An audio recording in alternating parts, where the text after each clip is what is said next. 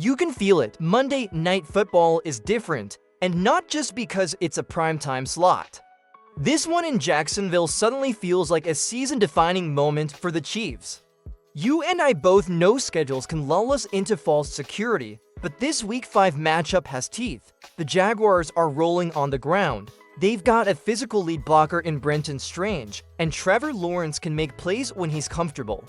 So before we get to the X's and O's, let's be clear about the stakes. If Kansas City wants to leave Jacksonville with a win, the team has to fix a few things that have been nagging all season, most notably the run defense, and tap into the kind of explosive offense that makes Patrick Mahomes nearly unstoppable.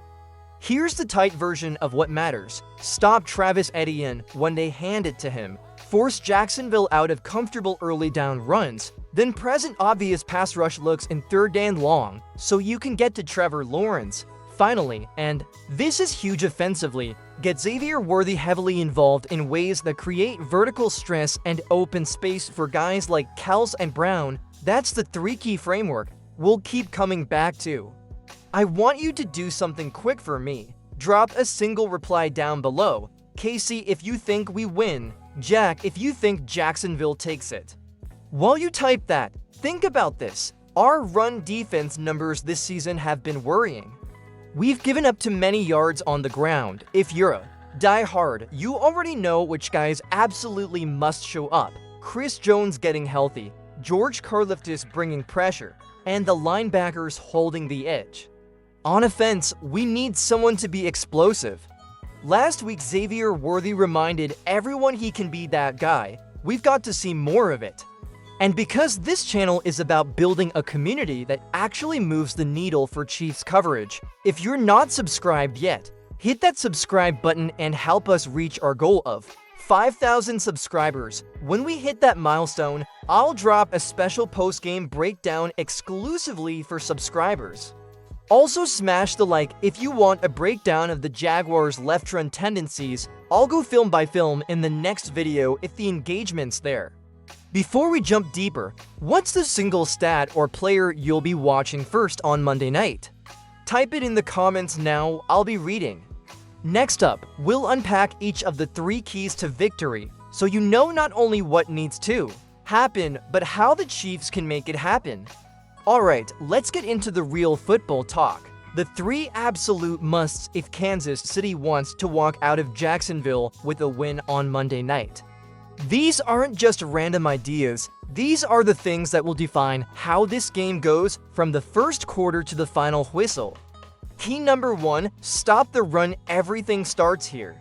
Jacksonville's offense revolves around Travis Etienne, and if you've watched him this season, you know he's been electric. 6.1 yards per carry, nearly 400 yards on the ground already, and to touchdowns through 4 games, he's their engine.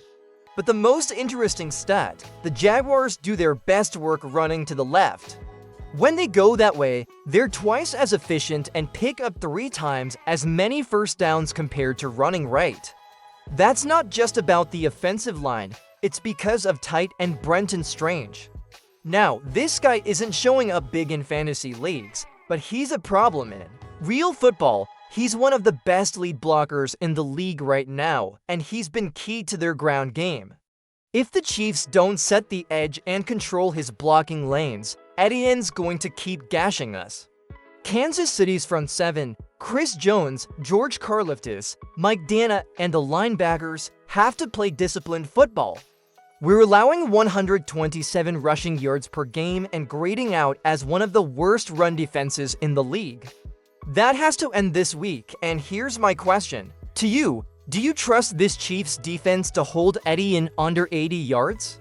Type YES or nitrogen monoxide in the comments. I want to see where the kingdom stands on this one. Key number 2, bring the heat on Trevor Lawrence now. This one's where things get fun. Steve Spagnuolo loves pressure, blitz after blitz after blitz, and it's been working. Here's the thing, Trevor Lawrence is terrible under pressure. Over the last 2 seasons, he's completed just over 40% of his passes when blitzed, averaging under 4 yards per attempt, and almost 9% of those throws are turnover-worthy plays. That's where the game flips. Did you know the Chiefs haven't lost a game since 2019 when they've won the turnover battle? That's 35 straight wins. Think about that.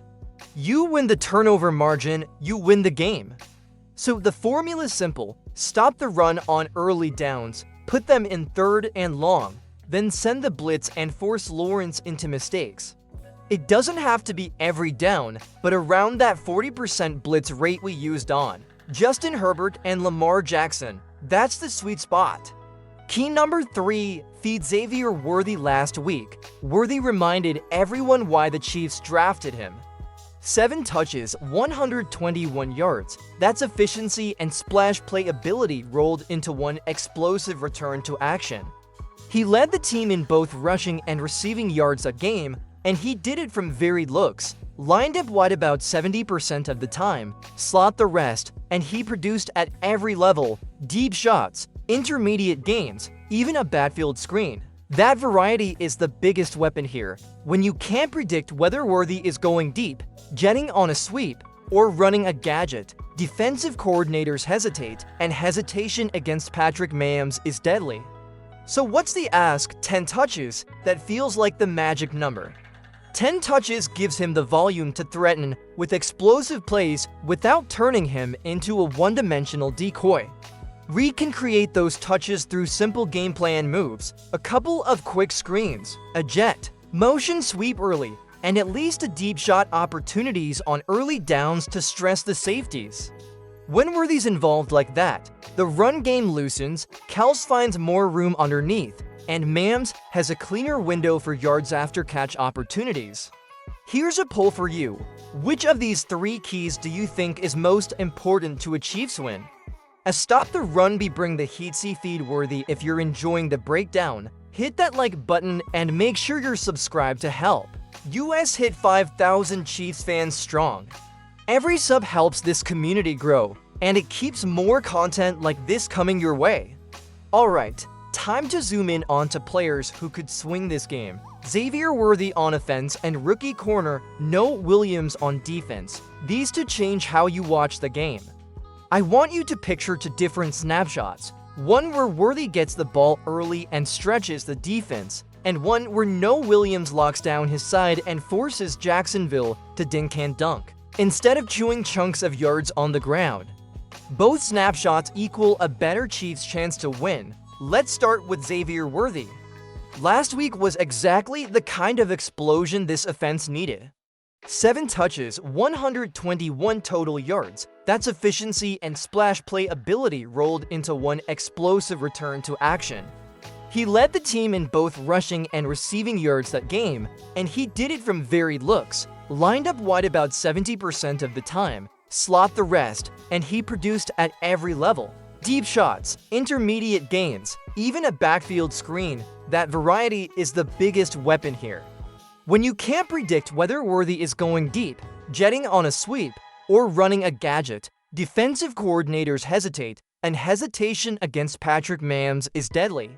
Now flip to defense. Noah Williams. If you haven't been paying full attention, you're missing something special. Through early action this season, he's been targeted 8 times and has allowed just 2 receptions for 10 yards.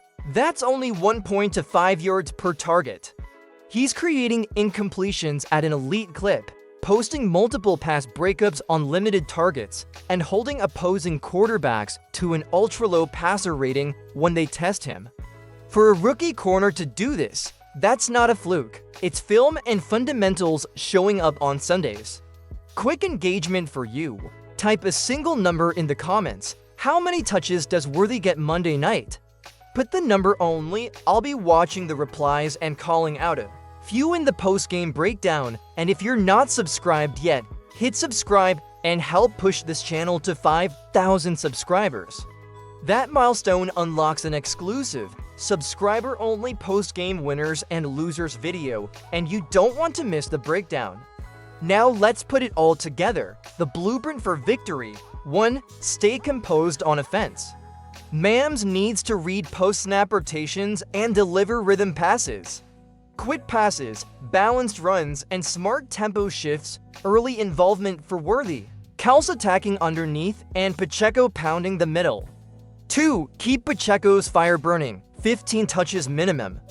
Physicality breaks defenses, opens play action, and frees Worthy for deep shots.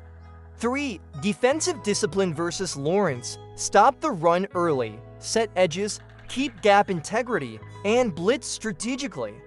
Chris Jones, Mike Dana, Felix Anudike-Uzomah, they have to win matchups to force Lawrence into mistakes. 4. No Williams' continued rise. If he holds his own on his side, the secondary can shift focus elsewhere and slow the Jags' passing game. 5. Play clean football. Fewer than 5 penalties, no mental errors, and take care of the football. That's how close games become wins. Prediction: Kansas City 27, Jacksonville 20. Controlled, professional victory. Not a blowout, but a statement game. Type your score prediction in the comments. Chiefs versus Jags. Just post the score. And before Monday night, make sure you're subscribed to help us hit 5,000 subs. Hit like, share with a fellow fan, and get ready. This is going to be a game to remember.